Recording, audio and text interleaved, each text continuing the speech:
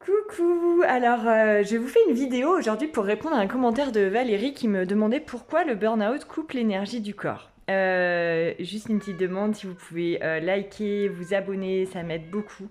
Commenter aussi parce que comme ça permet d'augmenter ma visibilité. Alors, merci d'avance. Alors mon histoire, moi j'étais médecin gastro-entérologue et j'ai fait un burn-out et effectivement je me suis retrouvée donc vidée d'énergie. Alors l'histoire du burn-out, c'est que en fait on stresse, on stresse, on stresse, on stresse. Et au début, il y a les réactions de les mécanismes du corps. Donc quand on stresse, on produit de l'adrénaline, on produit de la noradrénaline. C'est des hormones qui permettent d'accélérer le rythme du cœur, d'augmenter la tension artérielle. Donc c'est des hormones qui sont là pour nous aider à être plus productifs en fait, à être dans la nature. En fait, c'est pour les animaux, pour les aider à courir plus vite. Donc c'est pour ça que quand on a du stress, on sécrète toutes ces hormones. Après, dans notre société, le problème c'est que souvent, en fait, on stresse, on produit ces hormones, mais on n'a pas la décharge. En fait, c'est des hormones qui sont faites pour que les muscles se mettent en action, pour qu'on se mette à courir plus vite en fait dans la nature pour fuir l'animal sauvage ou pour le combattre. Et dans la vraie vie, en fait, dans un travail conventionnel, on va dire, on ne peut pas décharger ces hormones-là et donc elles s'accumulent et après ça peut provoquer des problèmes d'hypertension, des problèmes cardiaques, d'infarctus, enfin voilà. Euh, et ça peut aussi, à un moment donné, vider, épuiser les surrénales. Ça, c'est le moment, en fait, les surrénales, donc c'est la glande qui se situe juste au-dessus des reins et qui produit ces hormones d'adrénaline, noradrénaline. Et le burn-out, c'est le moment où il y a un épuisement des stocks. Et c'est le moment où le corps, il est arrivé au bout, en fait, au bout d'un système.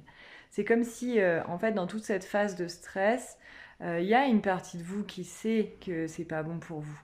Moi, pendant un an, je savais que j'étais plus bien dans mon travail, que j'étais plus bien dans mon couple, qu'il fallait changer des choses, mais j'y arrivais pas, c'était pas possible.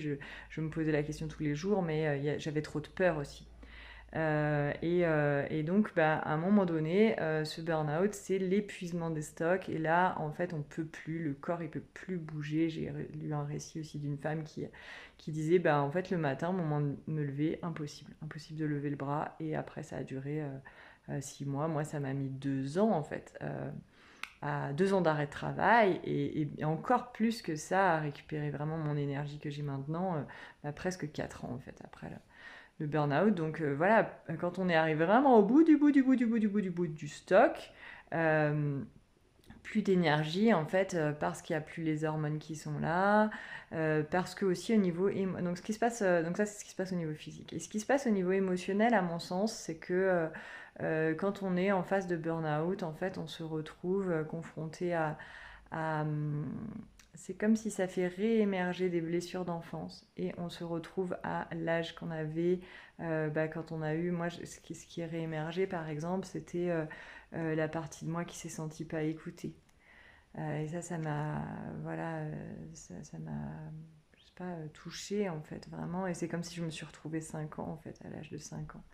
Et à l'âge de 5 ans, et en fait, une petite fille de 5 ans dans un corps d'une femme de 40 ans et qui se retrouve démunie face à un travail, face à des enfants, face à des adultes. Et, euh, et c'est pour ça qu'il n'y a plus d'énergie aussi. Parce que cette petite fille, cette petite enfant-là qui réémerge à l'occasion du burn-out, je vais prendre le nounours qui est à côté de moi, il a besoin, voilà, il a besoin de ça, il a besoin d'être consolé, il a besoin d'être écouté, il a besoin de soins, qu'on s'occupe vraiment de lui. Et tant qu'on lui apporte pas ça, il peut pas être l'adulte qu'il a besoin d'être dans sa vie quotidienne, de maman, de superwoman, de tout ça, tout ça. Et donc il n'y a plus l'énergie et il y a vraiment besoin à ce moment-là de ce temps, d'accueil, de tout ce qui se passe. Et ouais, ça traduit des choses profondes qui ont besoin d'être vraiment écoutées, entendues. Et parfois, ça demande aussi d'être accompagné. Moi, je me suis fait énormément accompagner et heureusement, merci à toutes les belles personnes qui m'ont accompagnée pour m'aider à accueillir en fait cette petite fille-là qui avait vraiment besoin. Voilà, si vous avez des questions, des commentaires, des remarques, des pouces bleus. Et je vous fais des gros bisous.